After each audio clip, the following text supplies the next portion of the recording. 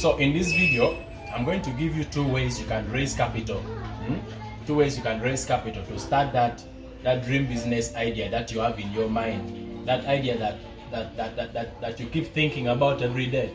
I'm going to give you 2 ways you can raise capital. You understand? Let's go straight to the point. Number 1, there is something they call debt financing. Then there is something they call equity financing. I'm going to explain these 2. These are 2 good ways you can raise money to start your business idea. Okay? So, number 1, debt financing. It comes with its advantages and its disadvantages.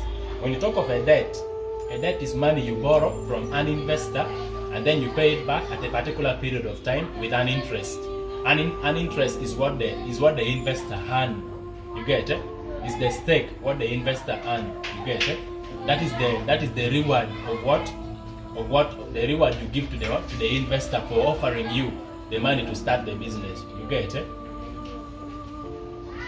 Debt is cheap. Debt is cheap in a way that when you get money from someone, you have a timeline. You have a timeline. You have a duration whereby you're going to pay back that money, and then your business keeps on growing. Your business keeps on thriving. You understand?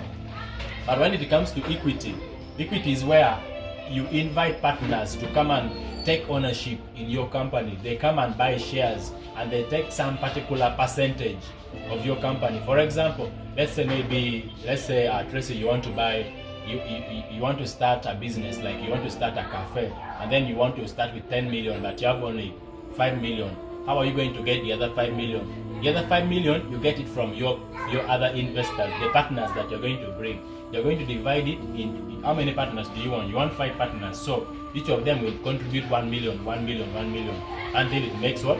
5 million plus the 5 million you have, that is 10 million. So that means now those other partners, they have voting rights. They have voting rights in your company, in your business. They take ownership of your business. You understand? So whether you're making profit, they also benefit from the profit. Whether you're making losses, they also face the losses, not only you. That is the advantage of what? Of going for equity financing. But the disadvantage comes in that in the next 10 years, in the next 5 years, if your business becomes big, those people take also that if you make much profit in the future, they take also that big percentage of your profit, of your company. Can you imagine? You understand? So, but with debt financing, whether you're making profit or not, you have to pay back the money you have borrowed. That is the only challenge that comes with it.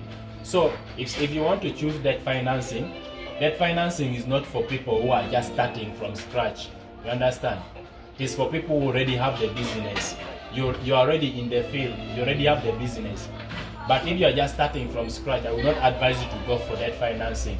And most times, bank and other financial institutions, they don't give funding. They don't do debt financing to people who are just starting up from scratch. You get it? So my advice to you, if you want to start a business, don't get a loan to start a business.